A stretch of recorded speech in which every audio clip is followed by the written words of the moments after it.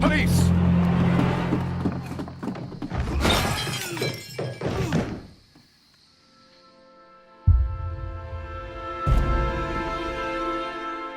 Stop where you are! Where are they? Trapped, Watson, with your assistance. How so? Oh, you sounded just like a real bobby, my dear fellow. You startled them into the traps. I did? I assure you, Watson, it was quite an entertaining show. They will not escape the house now. You scum! And this is the pistol used for the murder in Half Moon Street. How'd you know about that? Have you closed the case yet, Sherlock? Mycroft, what are you doing here? Did you follow me? Sherlock, it may seem that I used you, but you should be pleased to know that you have served our Queen well, in this instance. So now, let us catch the big fish. But this man is not one of the merry men. No. Then why exactly are we here, Sherlock? This gentleman, Charles Foley, has been involved in a double murder, and the hunter of a set of valuable antiques, the Hellenistic treasures, which disappeared in a theft many years ago. You're no better than the coppers!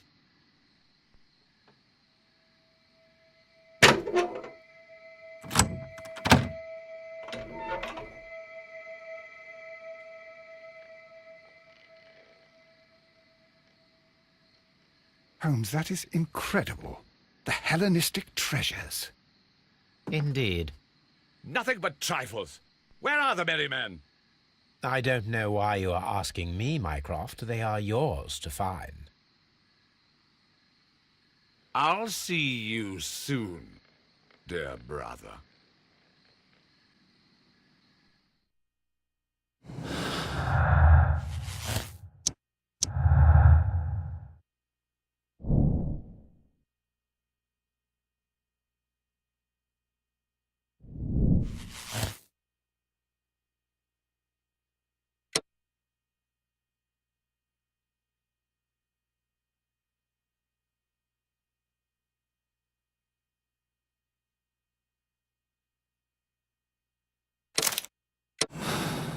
Charles Foley, you were a witness to a double murder.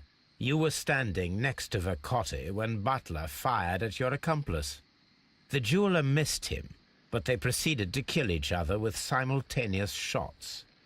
Even if your intention was to retrieve the stolen treasure, you did not intend to kill. I shall inform Inspector Lestrade of that fact, so your sentence should be the lighter. You are a fine gentleman, with your fake pity. I do what I think is right. It is never due to pity. Farewell, Foley. I shall leave now, Watson. Gentlemen, please take our friends here into custody. Where are you going? I have unfinished business. I'll see you at Baker Street.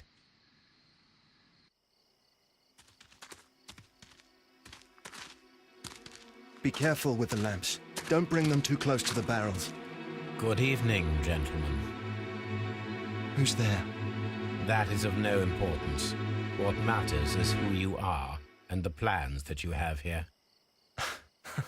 So you can stop us from carrying them out? Eventually, yes. Hey, careful. You'll blow us all up. I'm listening. We are a group known as the Merry Men. But I suppose you knew that already. We are the men who've already lost everything of value in their lives. We are ruined shopkeepers. We are workers who were fired from their jobs, honest people who were robbed. We were forced out from our homes and thrown onto the street, and all of this in the name of the so-called law. The laws that were set out by our government. The laws that make the commoners only more vulnerable and the wealthy more protected. We are not only from the British Empire. Some of us are from the New Lands, America, Australia, and we are many. But men we are still, and we are merry for that we stopped being afraid. For those powers that be had done their best to plant the fear inside our souls, and we accepted it so easily. The fear advised us to keep our heads bowed. It prevented us from fighting. Bankers and politicians, they own our lives. our work, our bread, and they push us to compete between each other, just to see who may serve them better. But in the end, they are the few, so they are weak. They are nothing without their titles. We should not fear them. Our so-called masters should fear us instead. The time has come for our group to stand tall. Our great and many merry men. We are going to blow up the London Stock Exchange. No life shall be lost. But ownerships, debts, and property titles? They shall all be destroyed. They're only papers, after all. So many people will be freed over this night. That is a radical step to take. What result do you truly expect? Chaos. But soon people will understand that they are free, and that they don't belong to anyone. They will be able to work for themselves, together, without letting the rulers dictate what to do, and finally justice will arise. What you are intending to do is a crime. It is not justice. How do you see justice, then? Kids go to prison for a loaf of dry bread. And how many lords do you see punished for stealing from their people, sending them to their deaths in mines or overseas to fight for land? Our masters wouldn't hear us. So now it's time to sing the song of the merry men. Will you let us do our duty?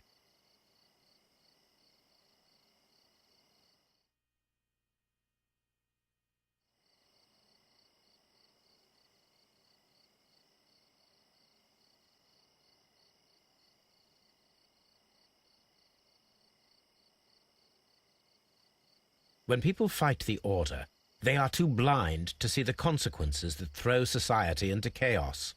I shall stop your actions, but not you. Run. Now!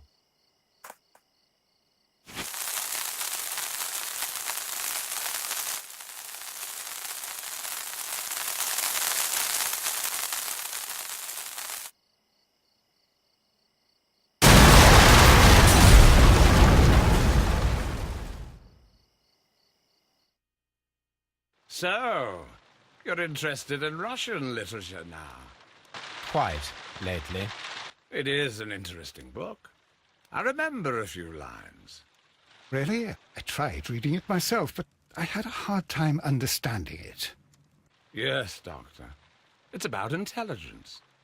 Sherlock, I vaguely recall one of the lines. Sometimes it takes something more than intelligence to act intelligently. There were also a few words along the lines of, pain and suffering are always inevitable for a large intelligence and a deep heart.